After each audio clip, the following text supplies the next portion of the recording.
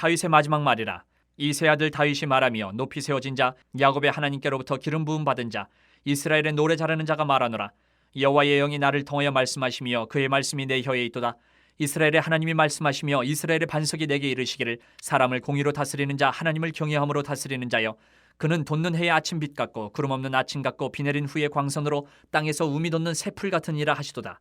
내 집이 하나님 앞에 이같지 아니하냐. 하나님이 나와 더불어 영원한 언약을 세우사 만사에 구비하고 견고하게 하셨으니 나의 모든 구원과 나의 모든 소원을 어찌 이루지 아니하시랴. 그러나 사악한 자는 다 내버려질 가시나무 같으니 이는 손으로 잡을 수 없음이로다.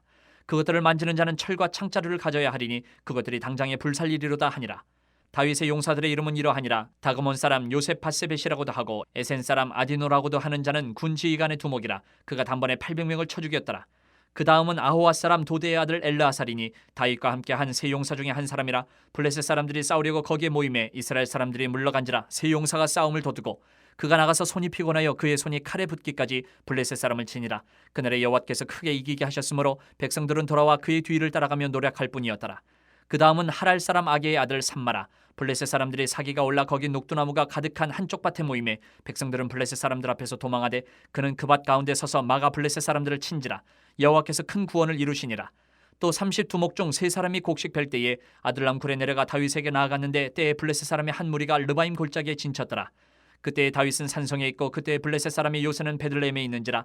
다윗이 소원하여 이르되 베들레헴 성문 곁 우물물을 누가 내게 마시게 할까 하매 세 용사가 블레셋 사람의 진영을 돌파하고 지나가서 베들레헴 성문 곁 우물물을 길어가지고 다윗에게로 왔으나 다윗이 마시기를 기뻐하지 아니하고 그 물을 여호와께 부어드리며 이르되 여호와여 내가 나를 위하여 결단코 이런 일을 하지 아니하리이다. 이는 목숨을 걸고 갔던 사람들의 피가 아니니까 하고 마시기를 즐겨하지 아니하니라. 세 용사가 이런 일을 행하였더라. 오늘 본문의 시작이 이런 말로 시작됩니다. 이는 다윗의 마지막 말이라. 이제 다윗의 인생의 모든 마지막을 향해서 가는 상황이고, 이 본문을 통해서 이것도 역시 다윗이 지은 시이고 찬양시인데, 이 내용을 보면 다윗이 기록했지만 하나님께서 기록하게 하신 것 같아요. 왜냐하면 내용 전체를 보면 다윗의 인생 전체를 바라보고 계시는 하나님의 평가의 내용 같은 내용이 이 시예요. 하나님이 평가하시는. 그래서 이 내용을 보면서 저는 이렇게 묵상을 해봤습니다. 여기서 등장하는 용사들은 오늘날 우리 교회들에게 예표가 모범이 되고 모형이 되고, 다윗은 예수 그리스도의 모형으로 등장하는 것 같습니다. 그래서 이렇게 적용을 해서 오늘 본문에서 하나님의 그 뜻들을 우리가 살펴보기를 원합니다. 오늘날 교회들을 바라보면 정말 초대교회에서 볼 수 있었던 교회의 영광, 이런 것들이 참 많이 사라졌구나. 힘든 시대다. 교회의 영광스러운 모습을 보기가 힘든 시대다. 안타까운 생각이 드는데, 그래서 그러다 보니까 교회가 세상에서 뭔가 빛을 발할 수 있을까? 승리할 수 있을까?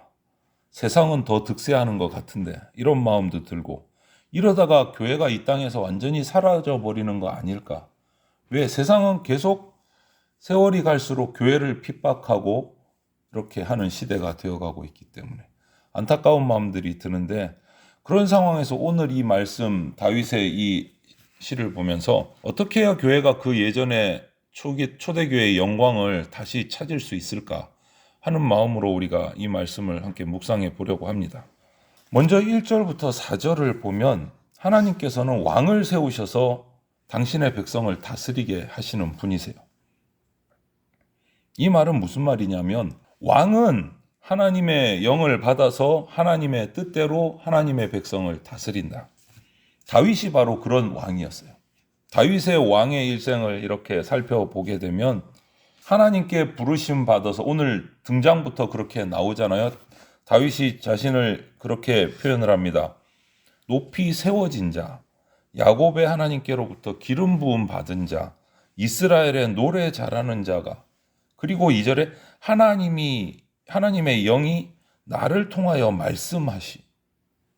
그의 말씀이 내 혀에 있도다. 자기 자의적으로 왕이 되고 뭔가 권력을 잡고 이러지 않았다라는 거죠. 하나님이 세우셨고 하나님이 나를 사용하셨다.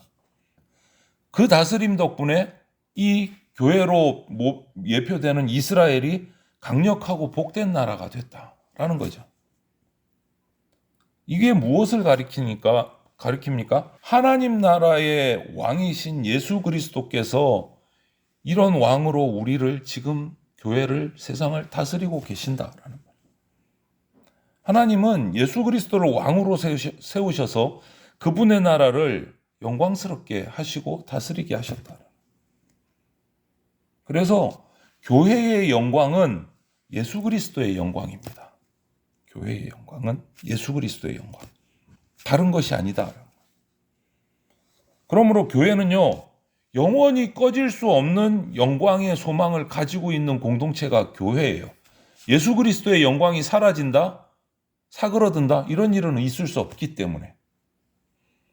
오늘 표현처럼 돋는 해의 아침 빛같이 찬란한 빛을 비추시고 정말 구름 없는 아침같이 복된 날을 허락하시고 비 내린 후에 땅에 돋는 그 새풀같이 생명으로 충만하게 하시는 그 예수 그리스도가 바로 교회의 머리다. 그러니까 교회의 영광은 사라지지 않는다.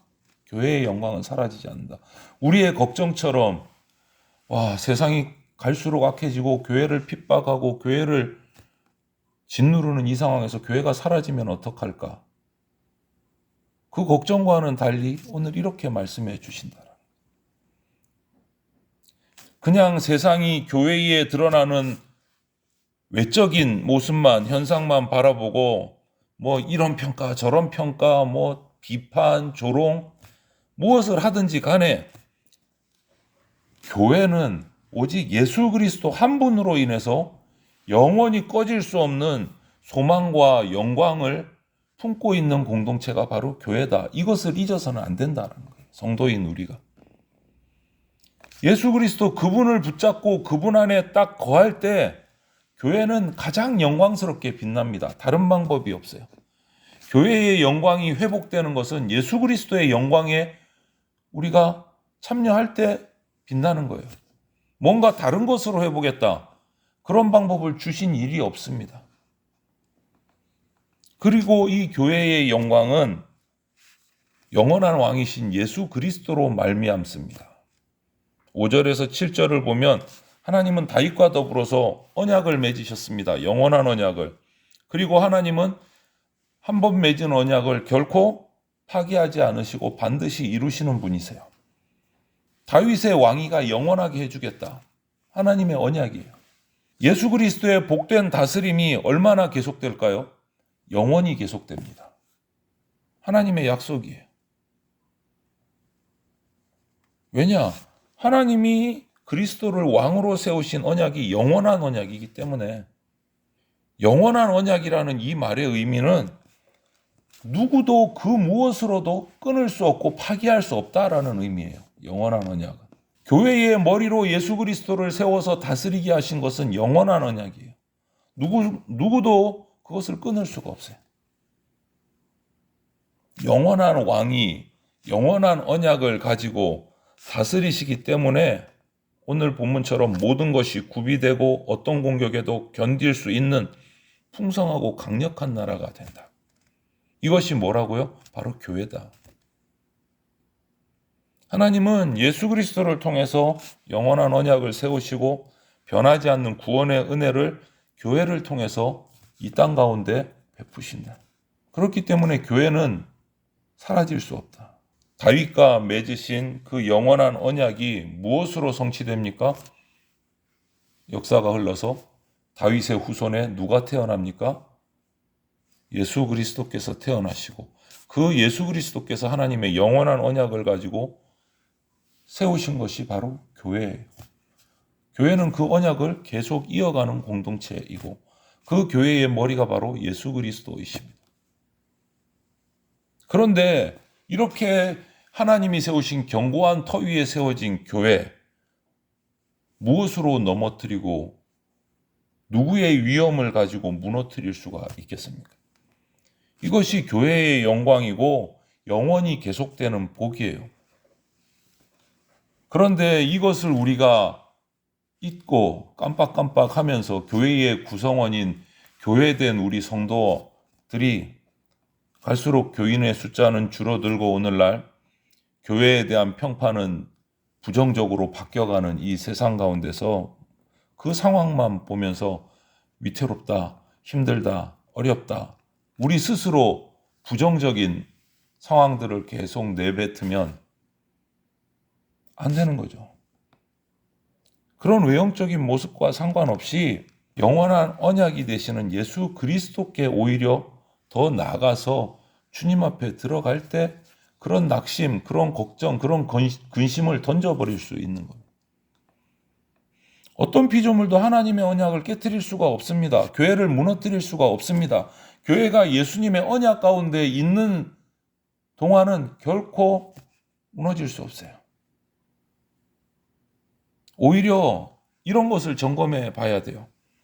내가 그런 근심이나 걱정, 근심이 생기시면 내가 이 예수 그리스도의 몸된 교회에 속한 자가 맞는가? 그런 성도답게 내가 살아가고 있는가?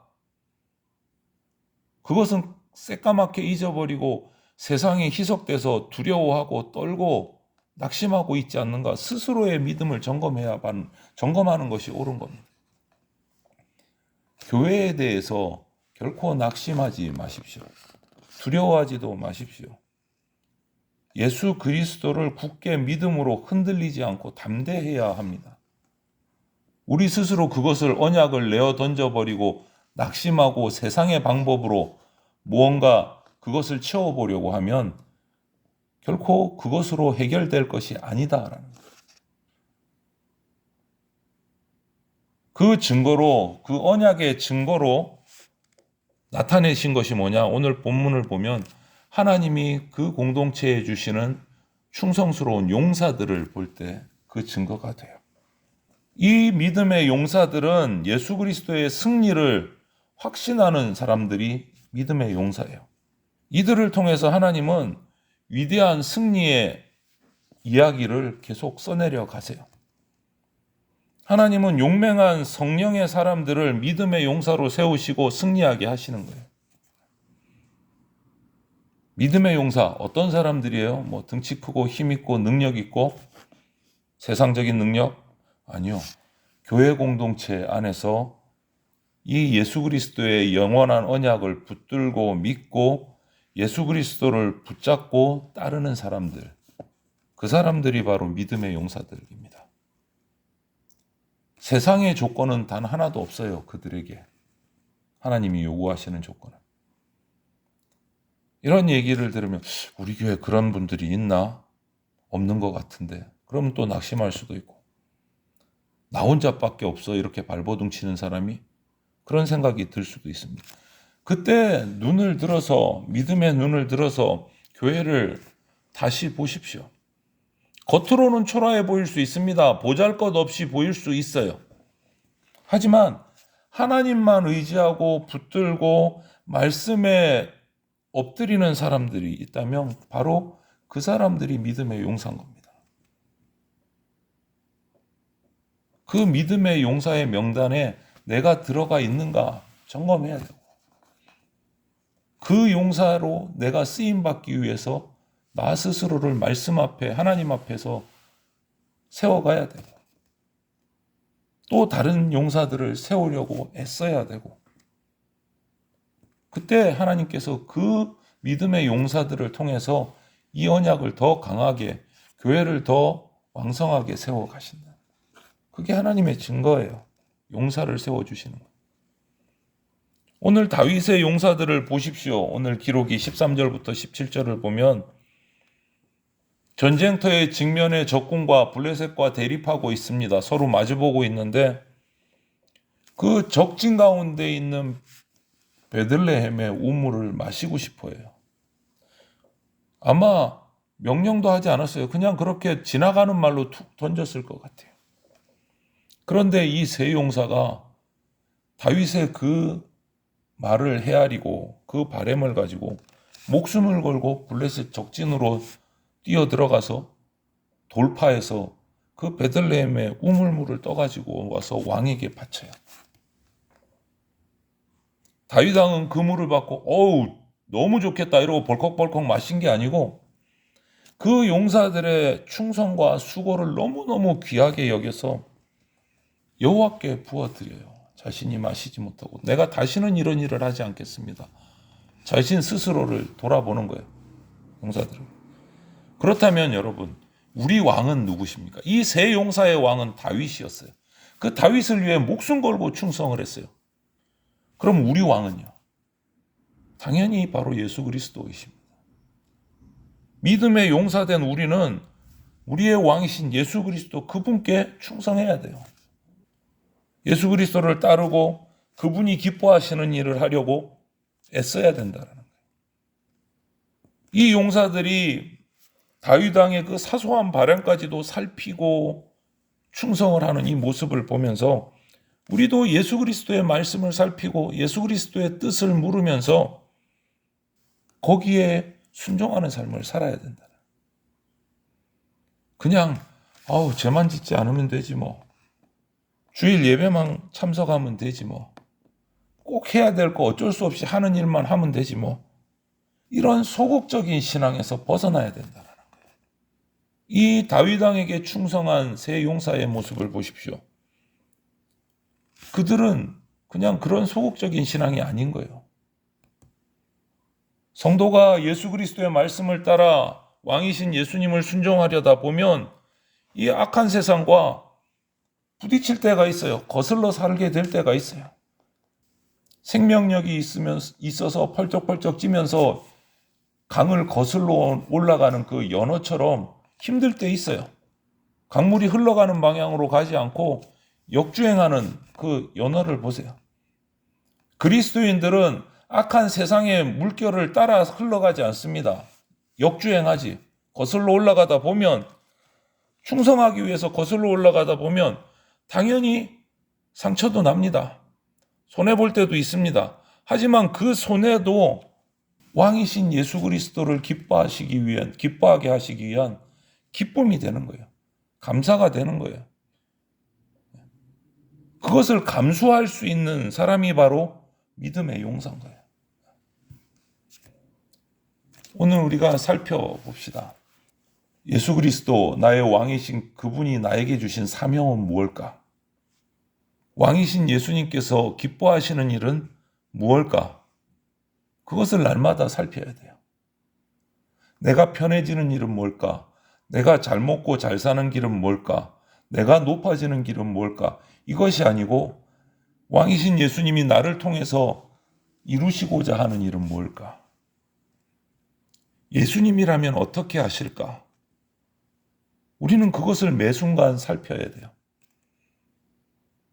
그래서 우리가 할 수 있는 최선을 다해서 왕이신 예수 그리스도께 충성하는 용사가 되어야 됩니다. 바로 이런 사람이 믿음의 용사고 그런 믿음의 용사들이 모여있는 교회가 예수 그리스도의 영광을 드러내는 교회가 되는 겁니다. 지금까지 역사 속에서 하나님이 세우신 교회의 영광은 단 한 번도 사라진 적이 없습니다. 우리 인간이 그 영광을 버린 적은 많습니다. 그 영광을 떠난 적은 많이 있어요. 하지만 하나님이 세우신 교회가 그 영광이 예수 그리스도의 영광이 사라진 적은 단 한 번도 없습니다. 영원하신 왕 예수 그리스도께서 지금도 교회의 머리로 왕으로 주인으로 찬란하게 빛나는 것이 바로 교회의 영광입니다. 이 영광을 바라보면서 예수 그리스도의 충성스러운 용사로 살아가는 복된 성도들이 되시기를 주님의 이름으로 축원을 드립니다. 아멘.